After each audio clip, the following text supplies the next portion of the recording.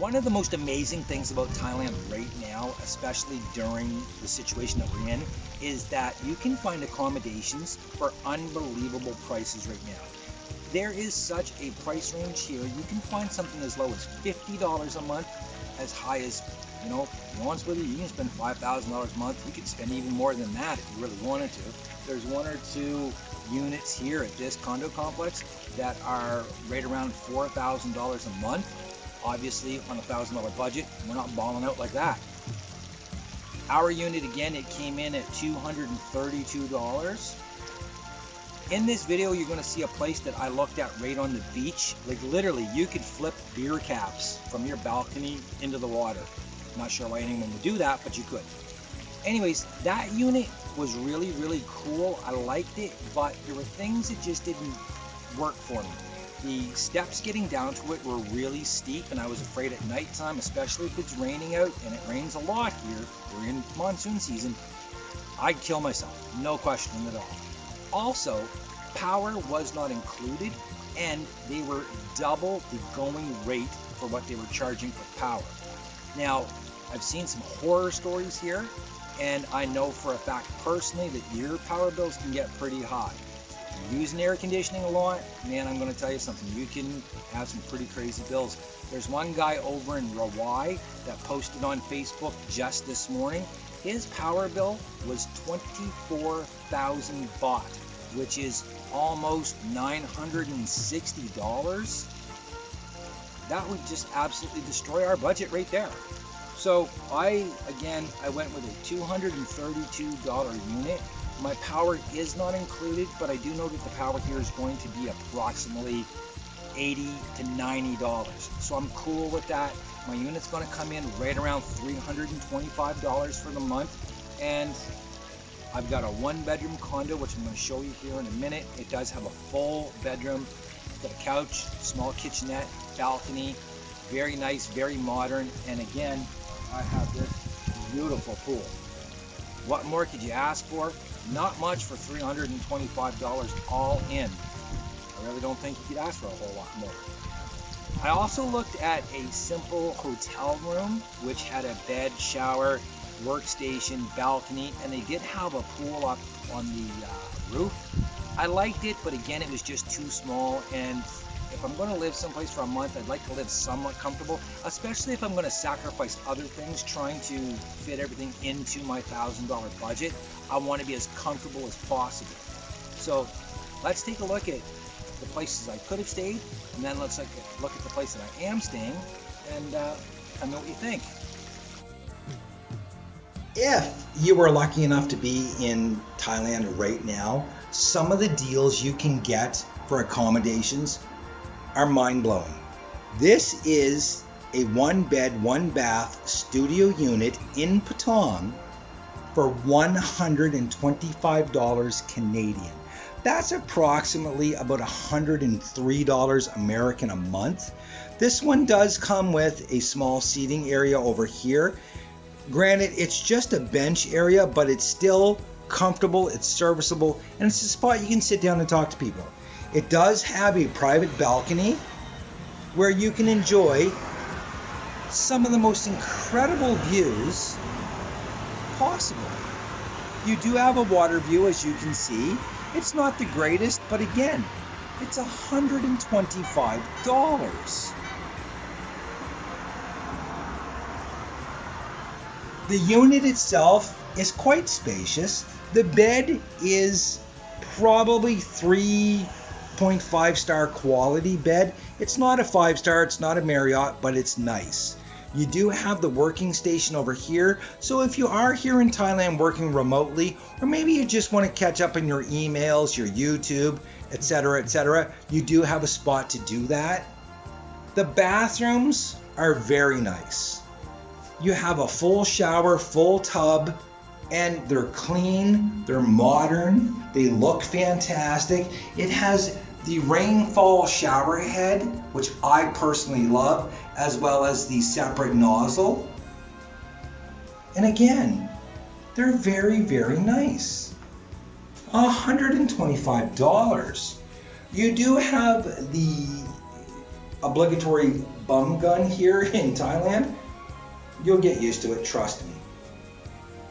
Lots of storage for your clothes, everything that you can possibly think of. And again, guys, this comes in at $125. Now, myself personally, I need something a little bit bigger. I'm used to a larger house at home, and I love having a separate bedroom from my living room and kitchen. I also like to have a kitchen because sometimes, even though it's cheaper to eat out, I do like to prepare some food for myself, so I need something with a kitchen. So let's go see what we can get in our $1,000 budget on Phuket with a living room, a bedroom, and a kitchen. I'm pretty sure we can do it. Let's go see.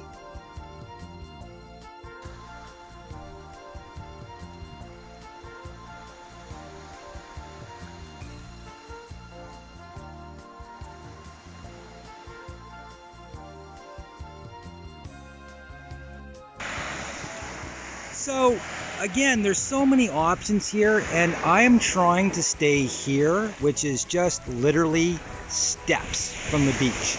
There's no pool, however, who needs a pool when you have this? Honestly, who needs a pool when you have this?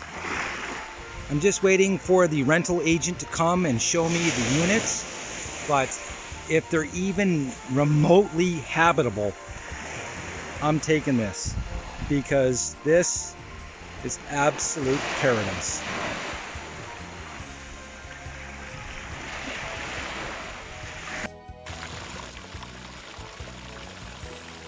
Sometimes the devil you know is better than the devil you don't know. So what I have done, I've actually come back to one of the condos that I had in the beginning. I'm back to the Butterfly Karan residence here in Karan Beach, and I am back to my one-bedroom condo. I renegotiated the monthly rate though, and I got it down to $232 a month. And again, this place is fantastic. The beds are Marriott quality, no question at all. And the pool is absolutely incredible. Forget how nice the rooms are. Completely forget about the killer location. The number one selling feature here is this, the rooftop pool area, where you can come up, lounge, enjoy the most beautiful sunsets you've ever seen, setting down over Karan Beach, and splash around in this lovely two-tiered waterfall pool. This is absolutely amazing. And again, this came in at $232 for the whole month. Oh, by the way, there's another little private pool along the side if you want to impress a date later on in the evening and just have a glass of wine.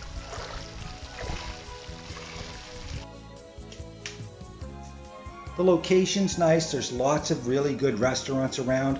I do again have the private patio out here with the large lounging chair, the bistro set.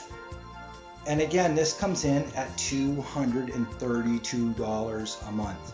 The last place I showed you, the oceanfront one, sadly enough, they were not willing to do a all-inclusive price, which means they're going to charge me way too much for the power. That is one of the scams here. So when you're renting a place, make sure that you can get it power included, because if not, some of your power bills can be more expensive than your actual rental fee. This one does, again, it comes with a full-size fridge. It has the kitchenette, which is very nice, 2 TVs. The internet is very good here. And again, $232. You cannot go wrong, especially when you consider the pool.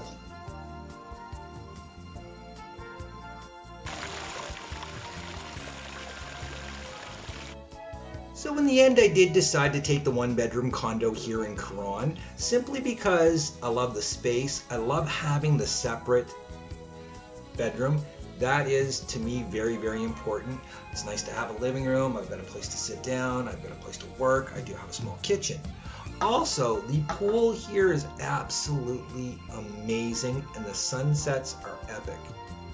Also, the gym is now open. So instead of having to get a gym membership, because trust me, when you've been doing nothing but driving around, filming videos and eating and drinking all the time, you start needing some exercise really bad. So I'm going to enjoy that aspect here as well. Now, I did see units as low as $80 a month that I could have lived in. If it wasn't for the fact that I wanted some extra comfort and some amenities, I could have stayed in an $80 unit. There's one actually 3 minutes from here that has a pool, decent sized room. The bed was a little bit smaller, but still, it had a balcony, and it was $80 a month. The waterfront place that I liked so much, I would have loved to have stayed there, but honestly, the power bill just scared the crap out of me, and I don't need that hassle, and I don't want that stress. I don't want to think about, oh, should I turn the air conditioning on or not? I want to enjoy myself. And that place just, again, I was really worried about what the power bill was going to be. The hotel room would have been okay because of the rooftop pool, but I didn't want to keep having to go through the lobby and all of that stuff. I like the privacy that this place affords me. So that's our cost of living for accommodations here in Thailand. I'm spending, like I said, $232 a month for this place. My power bill is going to be around $80 to $90, so I'm going to be right around that $300 mark, which is amazing when you think about it, because I'm staying in paradise for $300. It's absolutely insane. Again, if you haven't already subscribed, guys, please do, and check in every day for my cost of living updates here in Thailand, because I'm going to show you every day what it costs to live here. Tomorrow I'm going to show you what transportation costs and all the different options that we have for that, and why I picked the one that I did. So until tomorrow, guys, cheers, and please, if you're not living your best life, find out what you need to do today to take the steps necessary to get living your best life, because you only have one life, guys, and you really don't want to miss out on anything. So again, until tomorrow, cheers.